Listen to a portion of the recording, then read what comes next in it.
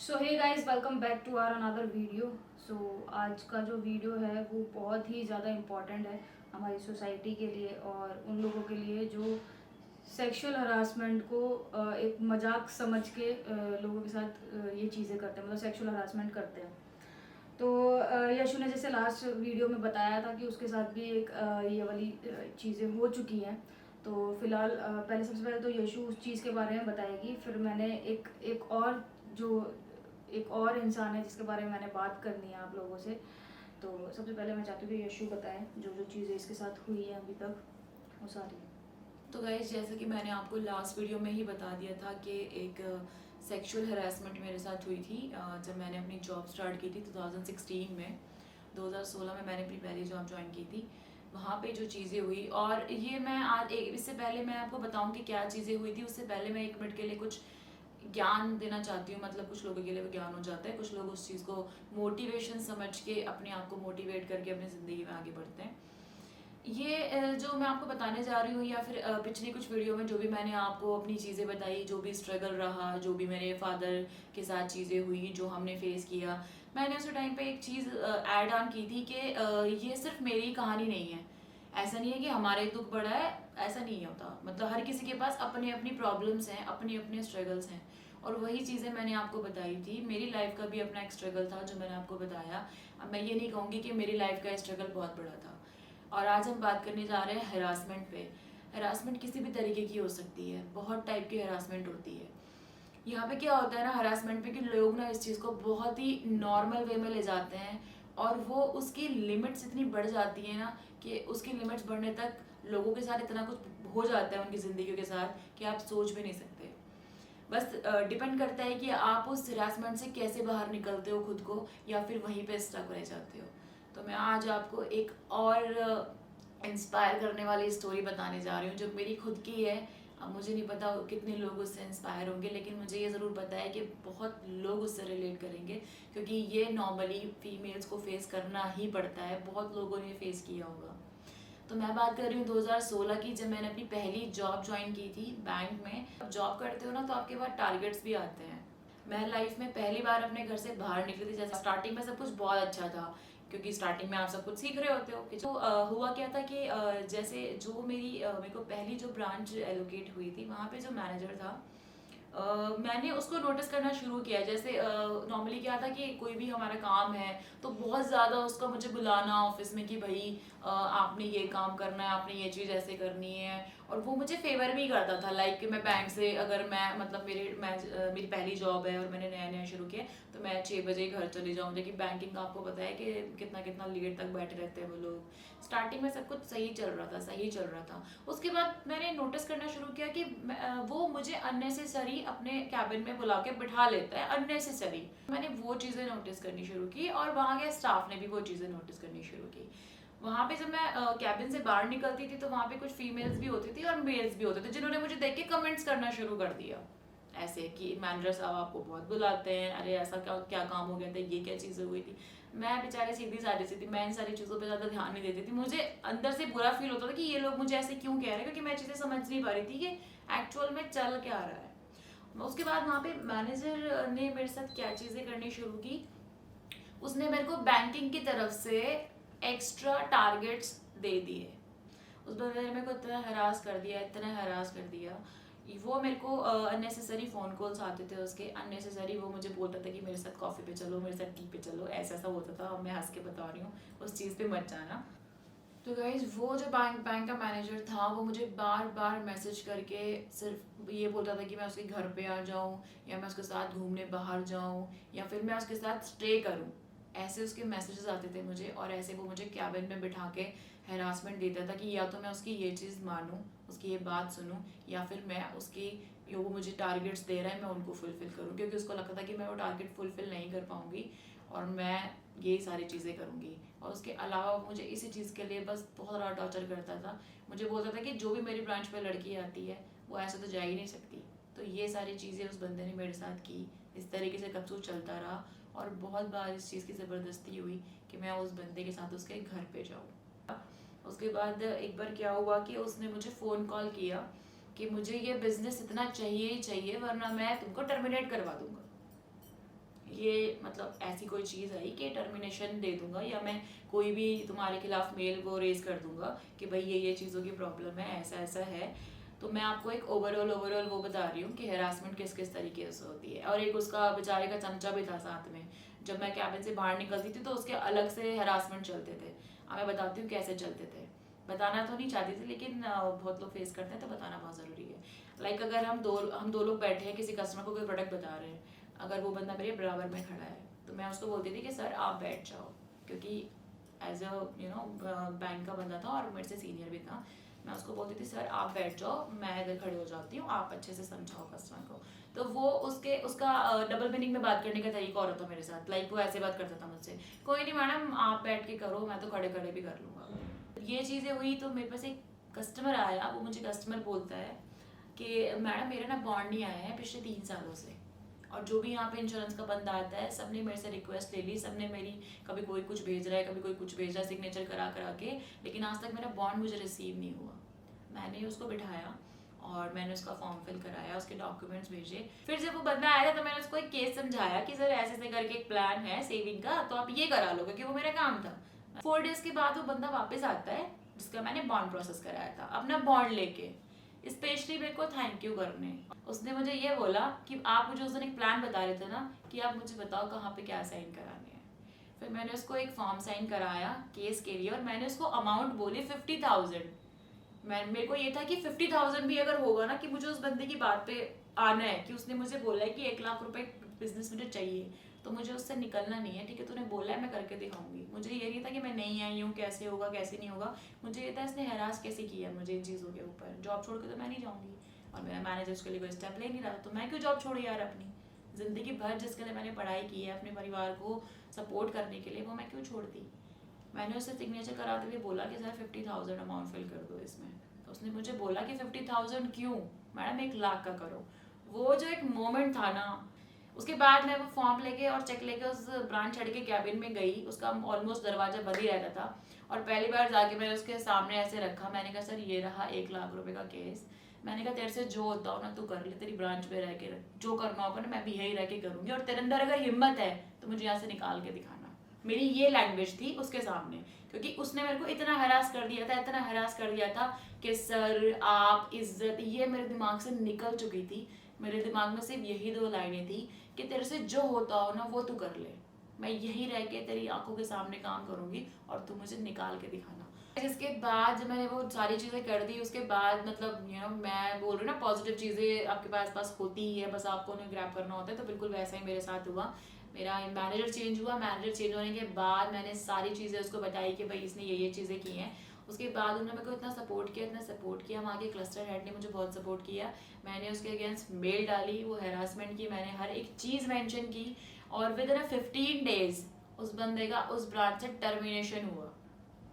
तो मैं उस चीज़ के लिए बहुत खुश हूँ कि मैं अपनी ब्रांच मैंने नहीं छोड़ी।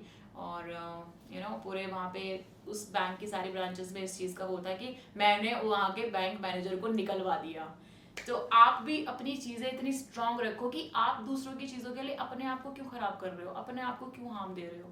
अरे उसको निकालो ना वहाँ से, उसको करो ना वो चीज़ें। और डिपेंडेंसी किसी के ऊपर मत रखो, खुद के ऊपर रखो। अगर आप खुद के ऊपर डिपेंडेंसी रखोगे, खुद के ऊपर होप रखोगे, तो चीज़ें हमेशा पॉजिटिव ही होंगी। तो अब इसी के अपोजिट हमारे पास एक स्टोरी और है, जो अभी आपने मतलब बहुत ज़्यादा LGBTQ कम्युनिटी उसको बहुत ज़्यादा सपोर्ट कर रही है। एक हैशटैग चल रहा है जस्टिस फॉर आरवी। और ये मैं आपको बता दूं कि ये वाला जो केस था ये 4 महीने पहले का केस है, लेकिन अब जाके लोगों में मतलब बहुत ज़्यादा वो हुआ है कि नहीं हमें जस्टिस चाहिए आरवी के लिए। तो मैं आपको बता दूं कि आरवी की स्टोरी क्या थी।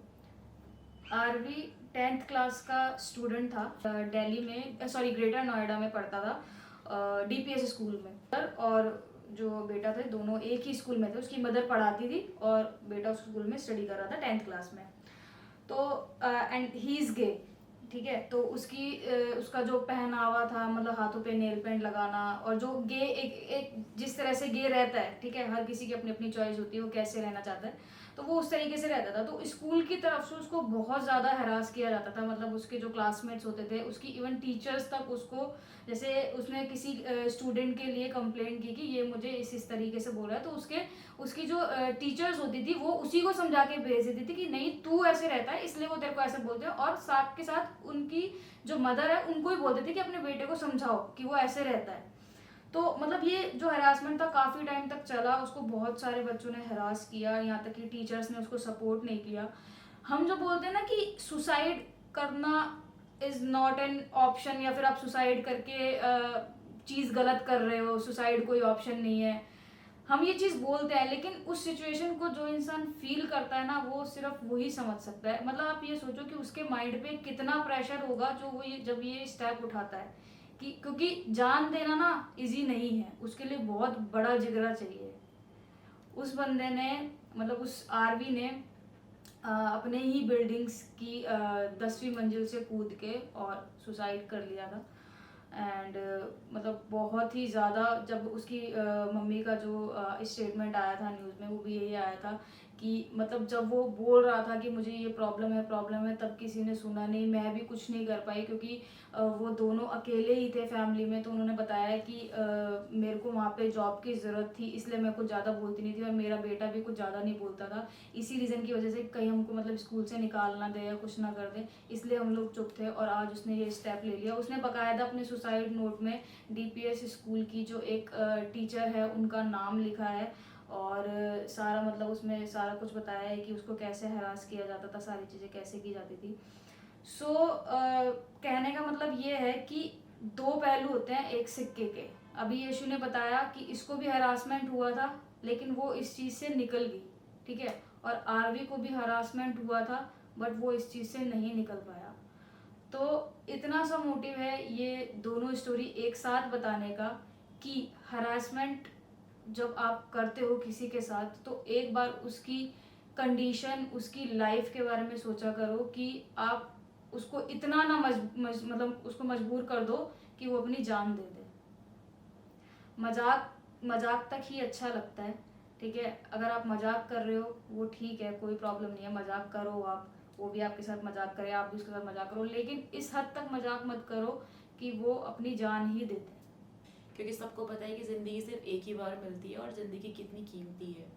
और 10वीं क्लास में पढ़ने वाला वो लड़का कोई बहुत ज़्यादा एज का भी नहीं होगा, मुश्किल से कितनी उम्र होती है, 16-17 साल की उम्र होती है। उस टाइम पे आपको उसको एक बच्चे की तरह as a friend, as a child उस चीज़ को समझाना चाहिए था, या फिर किसी भी तरीके से आपको हैंडल करना चाहिए था, जो भी लोग हैं वहाँ पे, या जो भी उसके बारे में बात ना करके अगर मैं ओवरऑल भी बात करूँ कि कोई भी अगर ऐसी सिचुएशन है तो आप उसको उसके लेवल पे जाके समझाने की कोशिश करो, ना कि खुद के तरीके से। आपका परसेप्शन क्या है ये उस पर मत थोपो, वो क्या नज़रिया रखता है, वो क्या सोचता है, उसे क्या अच्छा बुरा है, उसकी नज़रों से दुनिया को देखने का तरीका क्या है, उस तरीके से जाके अगर आप उसको समझाओ, उसको देखो, तो वो ज़्यादा अच्छी चीज़ें होंगी। और मैं आपको बता दूं कि आरवी बहुत ही ज़्यादा टैलेंटेड था। मैंने उसके इंस्टाग्राम का मतलब जो उसकी आईडी है वो देखी है। वो मतलब जो आर्ट एंड क्राफ्ट वाली जो चीज़ें होती हैं वो खुद बनाता था, मैंने भी देखी है। मतलब बहुत ही ज़्यादा टैलेंटेड, मतलब आप सोचो पेंटिंग्स भी करता था। तो आप ये सोचो कि जब एक माँ के पास सिर्फ एक जीने का सहारा उसका बेटा ही है, और वो बेटा उसके हाथ से मतलब निकल जाए या उसको कुछ हो जाए, तो उस माँ के ऊपर क्या बीतती है। अब वो अकेली है, अब उसको मतलब वो किसको क्या कहेगी। आप ये चीज़ मतलब और कुछ ना सोच के यही चीज़ सोच लिया करो कि यार घर वालों का क्या होगा अगर इसने कुछ कर लिया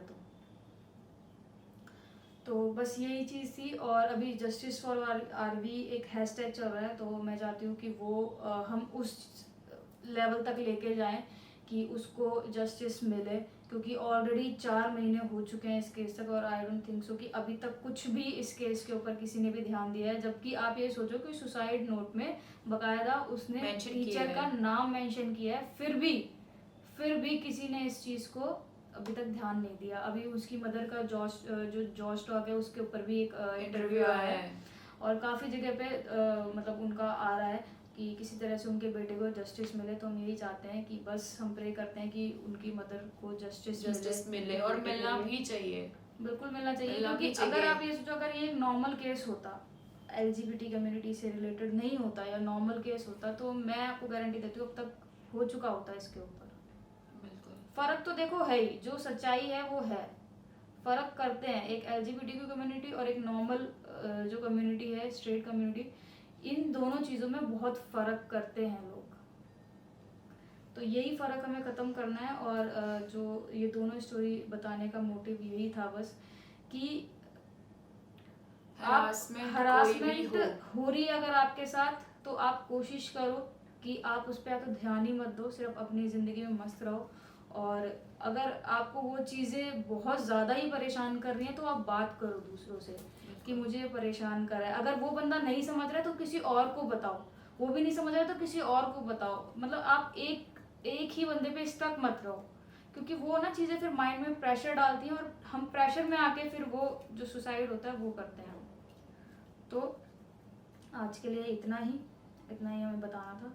एंड बस और कुछ नहीं, प्रे करेंगे कि जल्दी से आरवी को जस्टिस मिले इस चीज़ के ऊपर। And that's it. टीचर्स पे कुछ नहीं कहना चाहोगी? टीचर्स पे मैं सारे टीचर्स को इसमें क्या बोलूँ यार, सारी टीचर्स एक जैसी नहीं होती, कुछ अच्छी भी होती हैं, कुछ मतलब दुनिया में हर तरह के लोग हैं। देखो, कुछ अच्छे हैं, कुछ बहुत ज़्यादा बुरे हैं, कुछ लेकिन बहुत अगर ज़्यादा यार अच्छे हैं। टीचर्स ही अगर ऐसा करने लग जाएंगे, स्कूल वो भी DPS एजुकेशन बोलते हैं ना कि एजुकेशन इम्पोर्टेंट है, तो आप ये सोचो कि DPS स्कूल के जो टीचर्स होंगी वो कितना हायर एजुकेटेड होंगी। क्या फायदा है इतनी हायर एजुकेशन का जो किसी के इमोशंस ना समझ सके? मतलब स्कूल क्यों भेजा जाता है एक बच्चे को? माँ बाप क्यों 2.5 साल 3 साल के बच्चे को स्कूल भेजना शुरू कर देते हैं इतना भारी बैग टंगा के? क्यों टीचर्स के हवाले कर देते हैं 6-7 घंटे के लिए? किस चीज़ के लिए? उनको फेथ होता है कि वो कुछ अच्छी चीज़ें सिखाएंगी, वो प्रोटेक्ट करेंगे उनको, वो उनको सिखाएंगे दुनिया में कैसे रहना है, कैसे चलना है, प्रैक्टिकल चीज़ें बताएंगे। और वहीं से अगर ये हरासमेंट मिलने लगी तो फिर क्या फ़ायदा है ऐसे स्कूल्स का, क्या फ़ायदा है ऐसी टीचर्स का, और क्या फ़ायदा है ऐसी स्टडीज़ का जो इंसान को इंसान ना समझ सके? तो बिल्कुल हम ये प्रे करते हैं कि जल्दी से आरवी को जस्टिस मिले। और आप लोगों को भी रिक्वेस्ट करते हैं कि आप इस वीडियो को ज़्यादा से ज़्यादा शेयर करें और justice for RV comment section में ज़रूर मेंशन करें। #justice for RV।